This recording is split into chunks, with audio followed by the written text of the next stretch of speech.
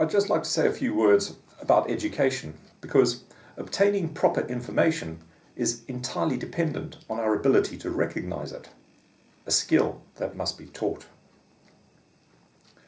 It's always been within the power of society to properly educate its young, but for as far back as records exist, we can prove that society has not only failed to do this, it has also routinely lied to the young on a massive scale. We know this for a fact because, as far back as records exist, the young have always been indoctrinated into some sort of religious dogma that has always been sold to the young as absolute truth. People who doubted or questioned these so-called truths were, if they were lucky, simply ostracized from society. The less fortunate were imprisoned, tortured, and murdered, sometimes in considerable numbers, over prolonged periods of time, such as the iniquitous inquisitions which took place in Europe and lasted for the best part of 500 years. All for something that's basically a lie. Everyone acknowledges that the really ancient religions, as practiced by the early Egyptians, say, or the Persians or the Greeks, are now correctly called myths, because they're not significantly different to children's fairy stories. But in their day, they were believed with just as much fervour and zeal as are today's religions. However, the simple, inescapable fact is that these ancient beliefs were pure fiction and have now been tossed into the dustbin of history, which is, of course, where they belong.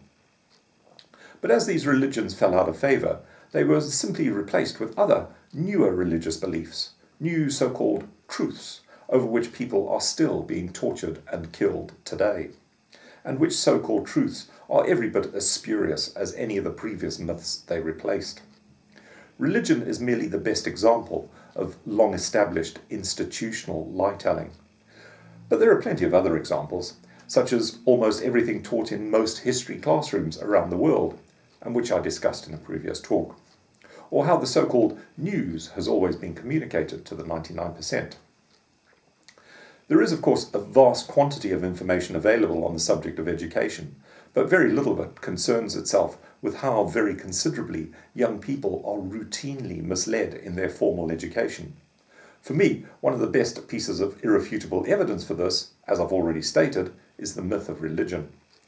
Throughout the centuries, many billions of children have been taught various superstitious myths which are sold to them as absolute truth.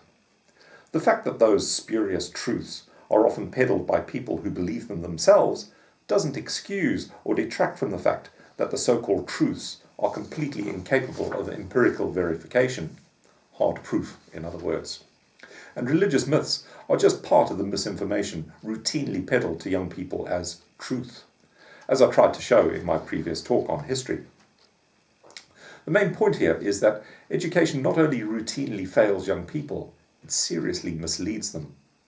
So what would constitute a decent education?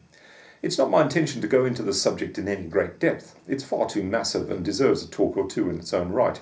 But I would like to mention what I believe to be one or two essential requirements of a good education, and which are particularly relevant to any discussion on the subject of good public information.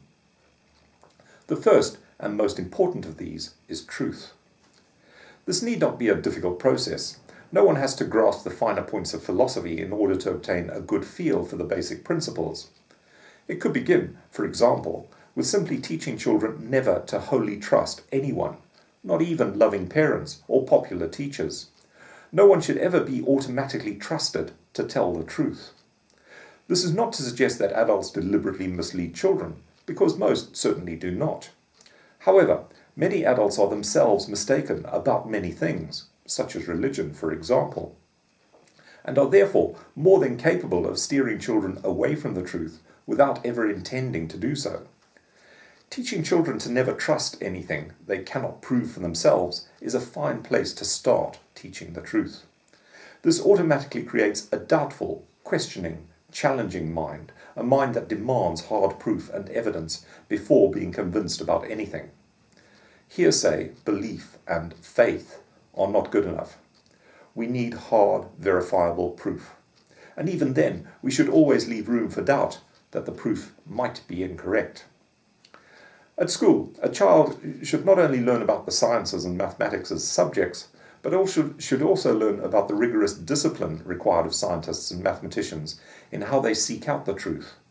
their constant demand for hard empirical evidence of anything held to be true.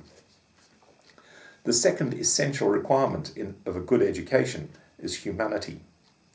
The purpose of our lives is not, as most religions teach, to obtain a wonderful existence after we're dead, but to help all living things have a wonderful existence whilst they're alive.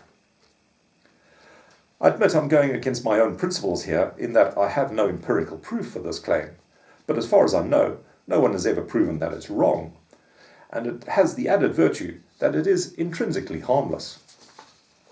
Therefore, I suggest it should be supported until someone can prove that it's wrong, or until something better comes along. This point about humanity is vitally important, and must go hand in hand with seeking the truth. Scientists, for example, are very good at finding the truth, but have no humanity. Hence, they think nothing of pointlessly torturing living creatures, and people too, sometimes, in what they see as a higher purpose of learning some truth or another. But there's actually nothing very unusual about the principle of humanity anyway. It's been around for a very long time, and one of the simplest and most ancient and widespread principles is known as the Golden Rule.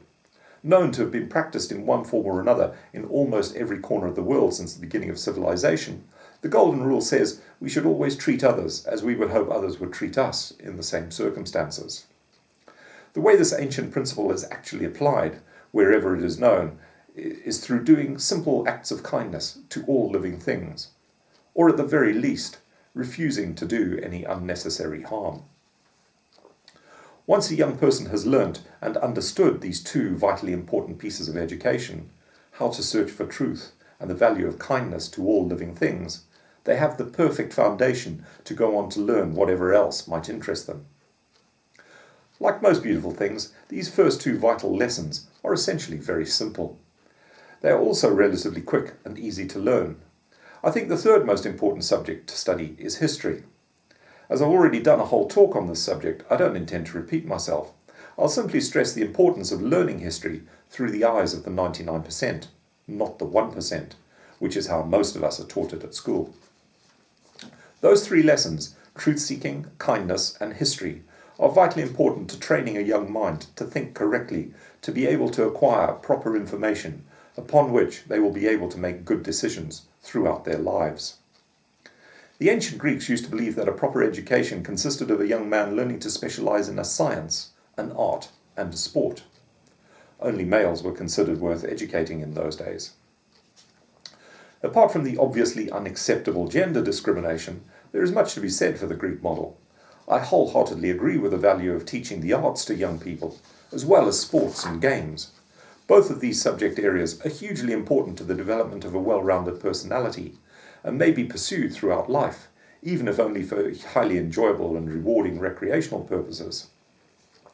The sciences are also very useful, but apart from learning the basics, there's not so much need for them unless a young person intends to specialize in a particular field. More important than spending too much time on the sciences, a young person should learn some of the technical skills that will be useful to them when they leave full-time education and start working, either so they can make more money or help society, or a bit of both. Skills whereby a young person could work independently for themselves if they wanted to. Learning a second language well enough to understand and speak it reasonably fluently is not essential, but it is very, very useful, and every young person should be encouraged to do this. Learning a second language makes it easier to learn a third, and a fourth, and so on.